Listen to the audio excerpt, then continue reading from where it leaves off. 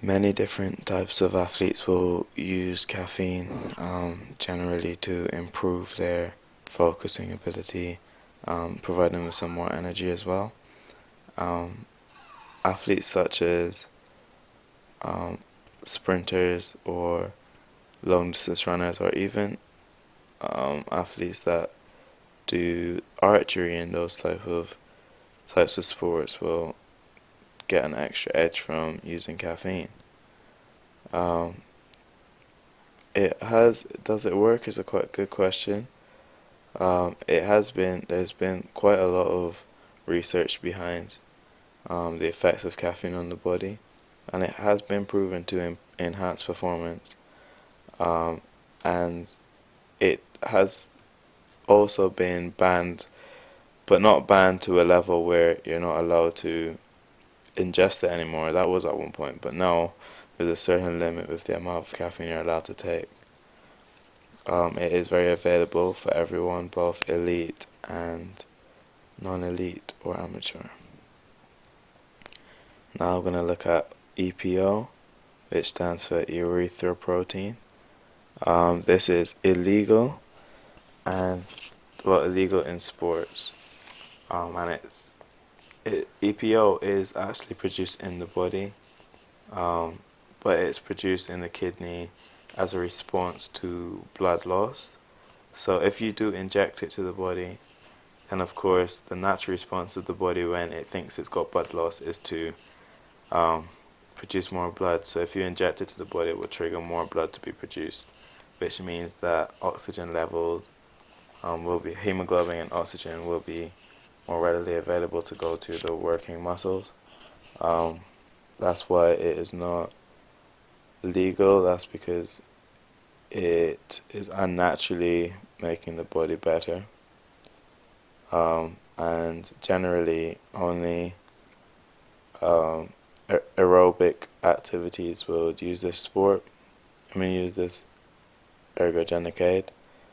And an example of someone that did use EPO was Chernobyl, as you can see in the picture there. And she's an heptathlete as well, alongside Ennis. And she, in the last Olympics, was stripped of her medal, and Ennis got a third place position. It is not that available for non-elite athletes because of the price of it, and also it does require specific procedures that you'd have to go through before it, so it's generally only used by elite athletes. This is probably one of the most known about ergogenic aid, and this is anabolic steroids. Many athletes such as weightlifters, um, bodybuilders, and even some athletics as well, like shot put athletes and stuff, they would use anabolic steroids to, um, in the case of the bodybuilders, they would use it to bring their muscle up more, and what it does is that it causes it to look bigger by adding more water to the muscle. So it doesn't necessarily make you a million times stronger, but it does make you look stronger. Um, and it is quite available for anyone. You can buy them literally online. And they are illegal in certain sports. Um, at the moment, bodybuilding, they're illegal, and in weightlifting as well, they're also illegal. And the question, does it work? That's hard to answer because it does work for look-wise in bodybuilding, but strength-wise, it's proven that it's not really that effective as people may perceive it to be. A heptathlete may use this if they wanted to, but it's not very common in heptathletes. But maybe in one of the throwing events, it could be helpful, as it does improve strength a little bit, but not as much as people think. Blood doping, this is another quite a common one that people get caught for. Lance Armstrong got caught for this in Tour de France, and he won 7 titles between 1999 and 2005.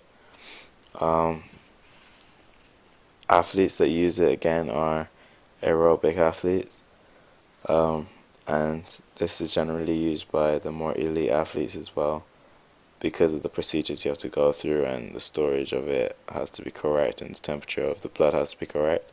But this is what you do when you remove blood from the body and you inject it back into the body straight before performance, similar to EPO in a sense, but it does increase your oxygen levels and your hemoglobin levels because more blood is being put into the body than it normally could. This is also illegal and not allowed in sport, and it is proven to work because more oxygen is readily available straight before an event, but may not last that long, may last up to an hour or two.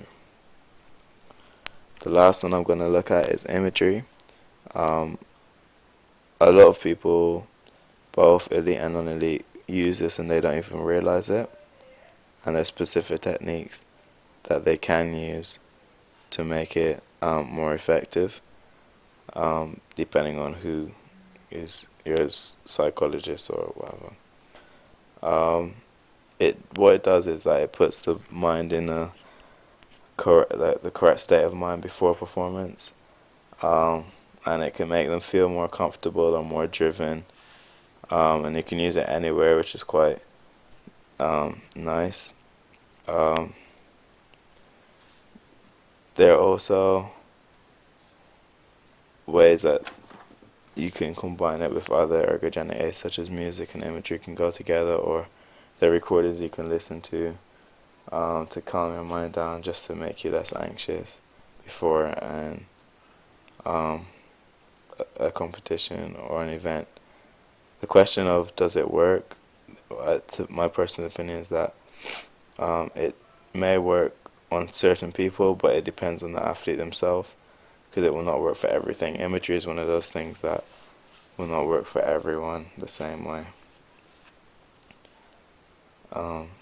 And thank you for watching my 21.2. That was Ergogenic AIDS.